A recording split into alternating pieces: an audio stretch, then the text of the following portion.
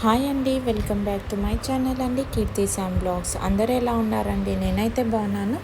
So ఇవాళ అయితే నేను ఒక అప్డేట్ అనేది తెచ్చానండి. సో అప్డేట్ ఎస్పెషల్లీ వచ్చేసి మనకి L2 బెనిఫిషియరీస్ ఎవరైతే ఉన్నారో వాళ్ళ గురించి అండి. సో ఈ L2 బెనిఫిషియరీస్కి ఏంటంటే గవర్నమెంట్ అనేది డబుల్ బెడ్రూమ్లు అనేవి ఇవ్వాలి అనేసి అయితే డిసైడ్ చేశారండి. సో మీరు వీడియో అనేది స్కిప్ చేయకండి, కంప్లీట్ వీడియో అనేది చూడండి, సో దట్ మీకు అర్థమవుతుంది. అండ్ మీరు నా ఛానల్ని ఫస్ట్ టైం చూసినట్టయితే ప్లీజ్ అండి నా ఛానల్ని సబ్స్క్రైబ్ చేసుకోండి.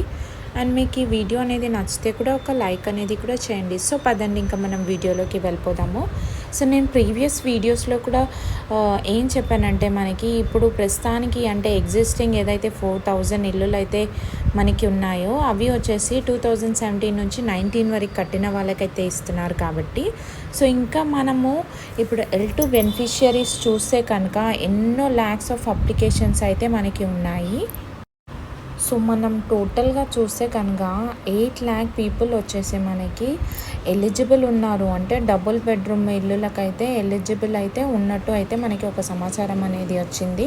సో టోటల్గా అప్లికేషన్ పెట్టింది వచ్చేసి మనకి 10,66,953 అప్లై చేస్తే అందులో వచ్చేసి మనకి 8 lakh మెంబర్స్ వచ్చేసి ఎలిజిబుల్ ఉన్నారు.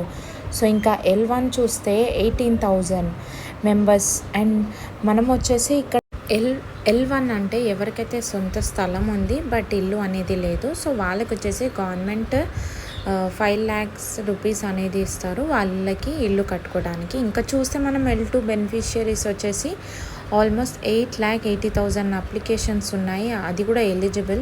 సో వీళ్ళకి ఇప్పుడు ఇవ్వడానికి గవర్నమెంట్ దగ్గర అన్ని ఇల్లులు అయితే లేవు, సో అంత బడ్జెట్ కూడా లేదు. సో ప్రస్తుతానికైతే గవర్నమెంట్ అయితే ఇంకా ఎటువంటి అప్డేట్ అయితే ఇవ్వలేదు.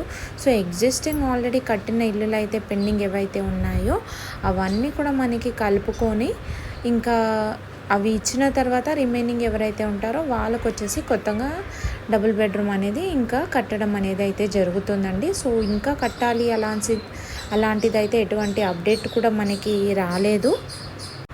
సో టోటల్గా ఈ 10 lakh అప్లికేషన్స్ ఏవైతే ఉన్నాయో ఇవంతా కూడా మనకు వచ్చేసి గ్రేటర్ హైదరాబాద్లో అండి. గ్రేటర్లో ఈ పర్టికులర్ ఇన్ఫర్మేషన్ అయితే మనకి గ్రేటర్లో.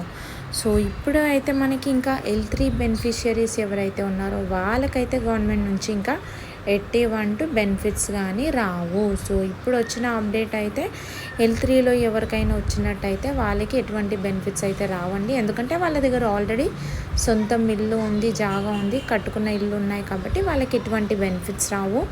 అండ్ అందులో చాలామంది కూడా 4-wheeler ఉన్నట్టయితే తెలిసింది, ఆస్తులు అన్నీ ఉన్న వాళ్ళకే L3 కిందికి అయితే వేశారు. సో ఎలాగైతే L1, L2, L3 ఉన్నాయో అవి మనకి ఏరియాలో రిలీజ్ చేయడం బట్టి నేను మీకు అప్డేట్ చేస్తూ ఉంటానండి. So thank you.